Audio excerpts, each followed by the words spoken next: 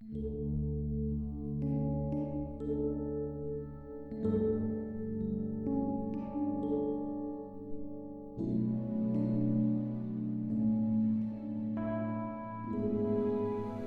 pagi, Bapak Ibu Saudara yang dikasihi Tuhan.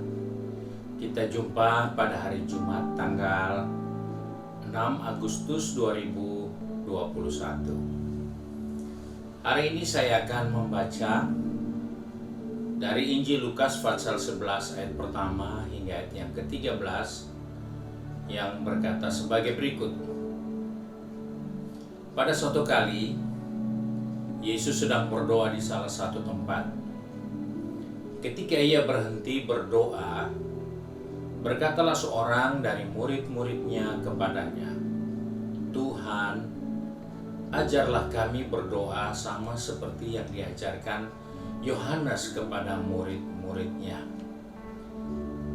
Jawab Yesus kepada mereka, "Apabila kamu berdoa, berkatalah, Bapa, dikuduskanlah namamu, datanglah kerajaanmu.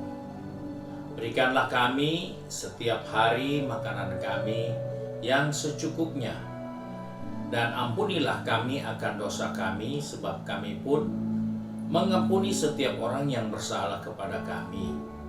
Dan janganlah membawa kami ke dalam pencobaan." Lalu katanya kepada mereka, "Jika seorang di antara kamu pada tengah malam pergi ke rumah seorang sahabatnya dan berkata kepadanya, 'Saudara, pinjamkanlah kepadaku 3 roti, sebab seorang sahabatku yang sedang berada dalam perjalanan singgah ke rumahku, dan aku tidak mempunyai apa-apa untuk dihidangkan kepadanya.' Masakan ia yang di dalam rumah itu akan menjawab, 'Jangan mengganggu aku. Pintu sudah tertutup dan aku serta anak-anakku sudah tidur. Aku tidak dapat bangun dan berikannya kepada saudara.'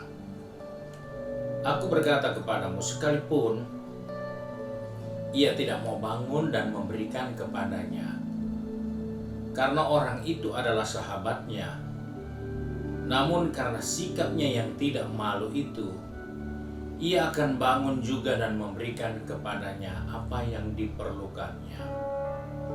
Oleh karena itu aku berkata kepadamu, mintalah, maka akan diberikan kepadamu. Carilah, maka kamu akan mendapat. Ketuklah, maka pintu akan dibukakan bagimu. Karena setiap orang yang meminta menerima, dan setiap orang yang mencari mendapat, dan setiap orang yang mengetuk baginya pintu dibukakan. Bapa manakah di antara kamu, jika anaknya minta ikan daripadanya, akan memberikan ular kepada anaknya itu ganti ikan? Atau jika ia minta telur, akan memberikan kepadanya kalajengking?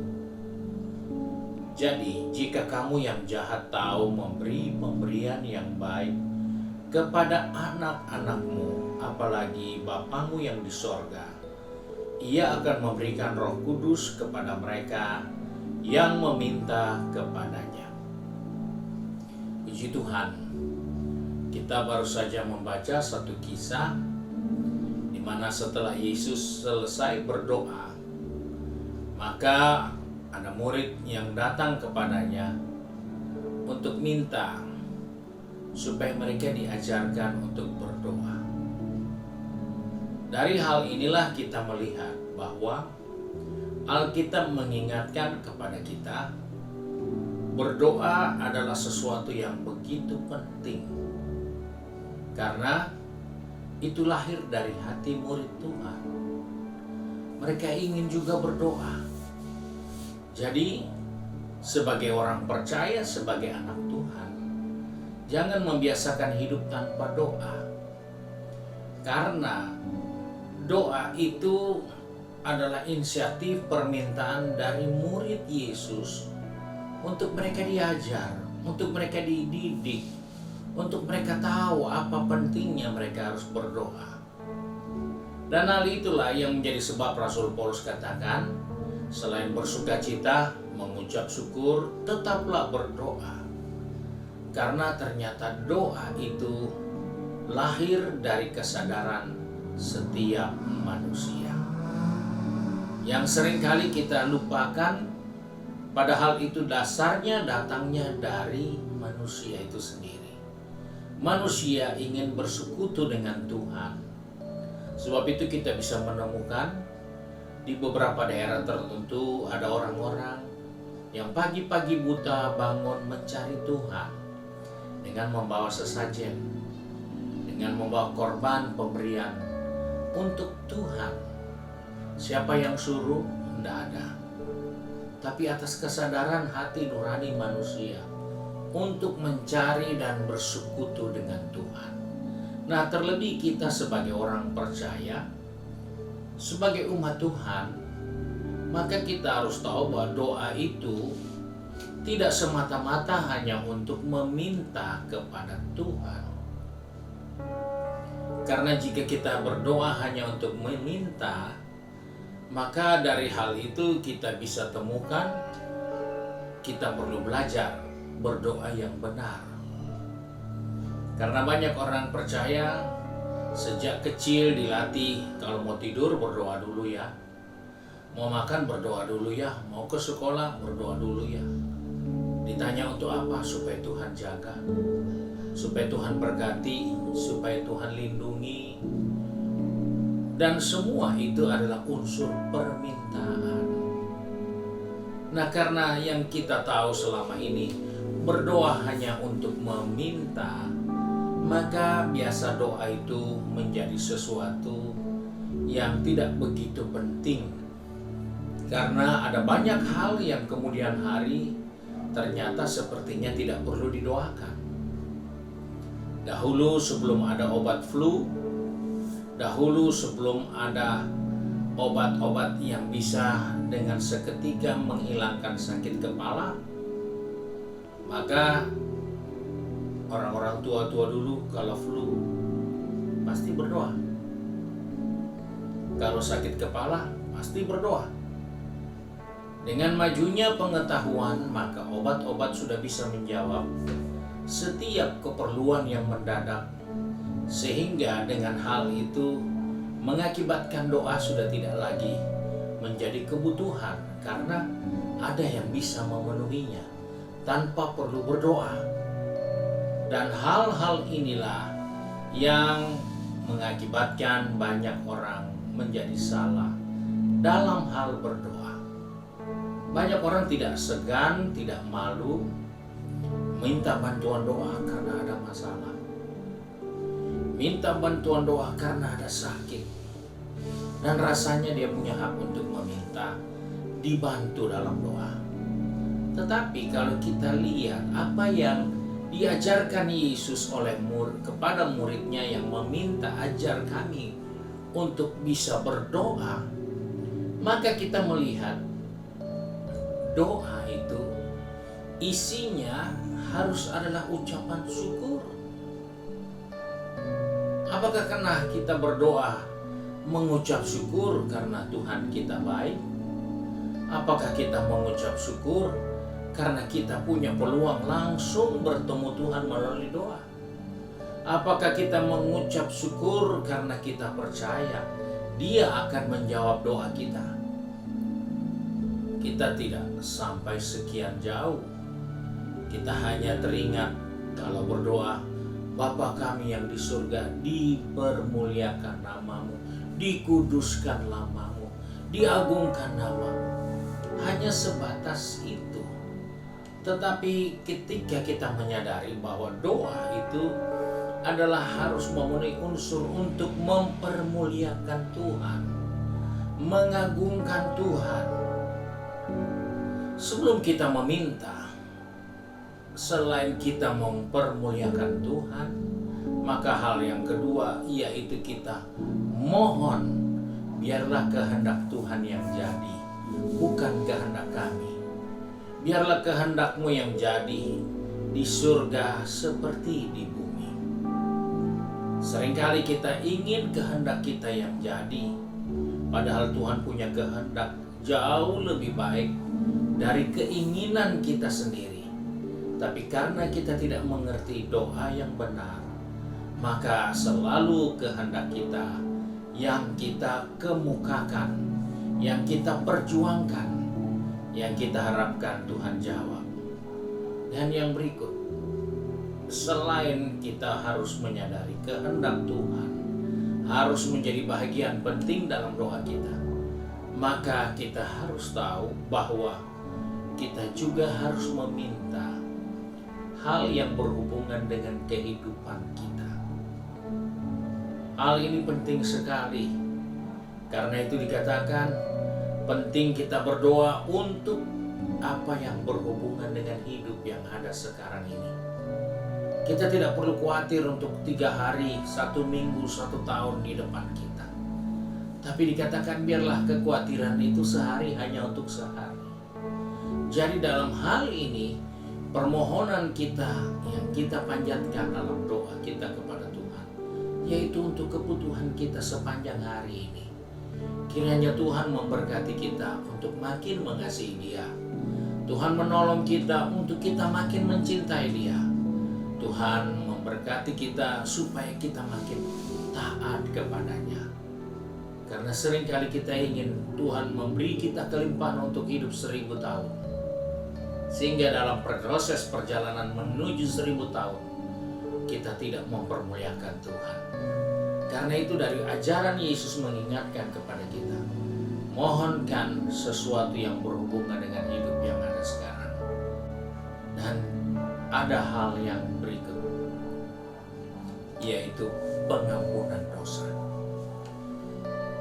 Di dalam setiap doa kita tidak boleh lupa, walaupun kita diberi hak untuk bisa menjumpai Tuhan kapan saja, di mana saja, dengan cara apa saja, tapi jangan lupa kita mohon pengampunan dosa. Kenapa? Karena kita belum sempurna. Ada banyak kekurangan kita, ada banyak kelemahan kita, dan hal itulah yang diingatkan Yesus supaya jangan lupa mohon pengampunan dosa. Dan yang tidak kalah penting, yaitu kita harus menjaga hubungan dengan sesama kita. Di dalam doa kita menjaga hubungan kita dengan sesama kita. Ampunilah kami seperti kami mengampuni orang yang bersalah kepada kami. Doa mengajar kepada kita untuk menjaga hubungan baik antara sesama. Bukan berdoa supaya Tuhan hukum dia, Tuhan balas dia lebih kejam dari apa yang dia sudah buat terhadap diri saya. Bukan. Tuhan balas sakit hati saya karena dia sudah menyakitkan hati saya. Tidak. Doa tidak seperti itu. Doa yang benar adalah meminta kepada Tuhan supaya kita dapat menjaga hubungan dengan sesama. Hal inilah yang kita harus jaga dalam diri kita di saat kita berdoa. Karena kita tahu bahwa ketika kita berdoa, kita sedang membangun hubungan kita dengan Tuhan. Kita sedang mendekatkan diri dengan Tuhan. Karena disitulah kita berbicara dengan Dia. Disitulah kita mempertanggungjawabkan diri kita. Bagaimana kita menjaga hubungan dengan sesama kita. Disitulah kita menyadari siapa kita dengan memohon pengampunan dosa. Dari hal ini mengingatkan kepada kita bahwa doa itu adalah menjaga hubungan kita dengan Tuhan. Dan hal itu tidak boleh kita lupakan. Sebab itu dikatakan tetaplah berdoa. Maksudnya tetaplah menjaga hubunganmu dengan Tuhan senantiasa. Dan yang terakhir, di dalam perumpamaan yang Yesus ceritakan tadi tentang doa, apa yang dia katakan dalam ayat 3 sampai ayat 9 sampai ayat 13. Di situ dia memberi jaminan bahwa Tuhan pasti menjawab doa kita. Seorang sahabat yang punya kebutuhan walaupun tengah malam, tapi karena dia tidak malu dan dia merasa penting, dia meminta supaya kalau bisa kamu berikan saya roti.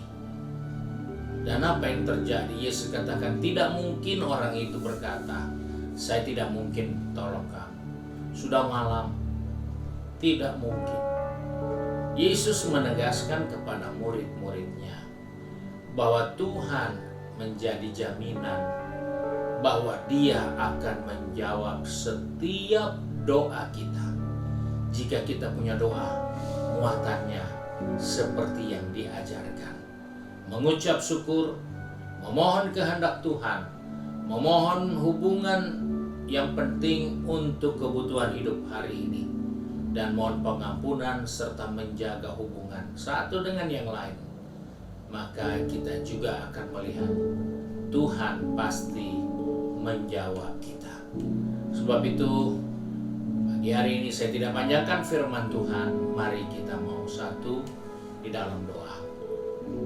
Kembali kami datang kepada Bapa di surga dengan mengucap syukur karena pagi hari ini Tuhan mengajar kami tentang doa.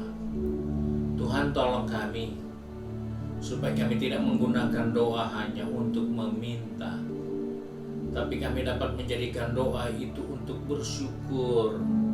Doa itu untuk meninggikan Tuhan.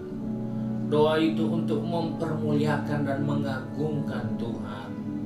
Dan biarlah doa kami selalu mengarah kepada kehendak Tuhan. Bukan kehendak kami yang harus jadi, tapi kehendak Tuhan. Karena kami percaya kehendak Tuhan jauh lebih baik. Rencana Tuhan jauh lebih mulia dari seluruh rencana kehidupan ini. Sebab itu Bapa, pegang tangan kami. Pertetapkan langkah kaki kami sepanjang hari ini. Supaya kami boleh mengerti mengapa kami harus selalu berdoa. Karena kami menjaga hubungan kami dengan Engkau, agar kami dekat dengan Engkau, dan kami boleh selalu mendengar dan memperoleh jawaban dari Tuhan. Tolong anak-anak-Mu yang sudah pergi bekerja, berbisnis, yang sudah ada di tempat studi maupun dengan kesibukan di rumah kami masing-masing. Ajarlah kami untuk mengerti kehendak rencana-Mu melalui setiap doa-doa pribadi kami, sehingga dari kehidupan ini kami makin mengasihi Tuhan, kami makin bersungguh-sungguh mengiring Tuhan dan melayani Tuhan. Terima kasih Bapa untuk kasih setia-Mu, sebab itu kami bersyukur dan berdoa. Di dalam nama Tuhan Yesus Kristus, Juru Selamat kami, majikan kami yang baik dan setia. Haleluya. Amin. Puji Tuhan, saudara yang dikasihi Tuhan. Hari ini hari penyangkalan diri kita. Baiklah kita ambil bahagian doa di rumah kita masing-masing, karena situasi pandemi dan lingkungan di sekitar tempat kita beribadah masih dalam keadaan yang memprihatinkan. Maka kita berdoa dan kita berpuasa di rumah kita. Doakan pekerjaan Tuhan, doakan anak-anak Tuhan, doakan hamba-hamba Tuhan hidup dalam kekudusan. Juga tolong kiranya bisa didoakan saudara-saudara kita yang dalam keadaan lemah dan sakit di rumah-rumah mereka maupun di rumah sakit.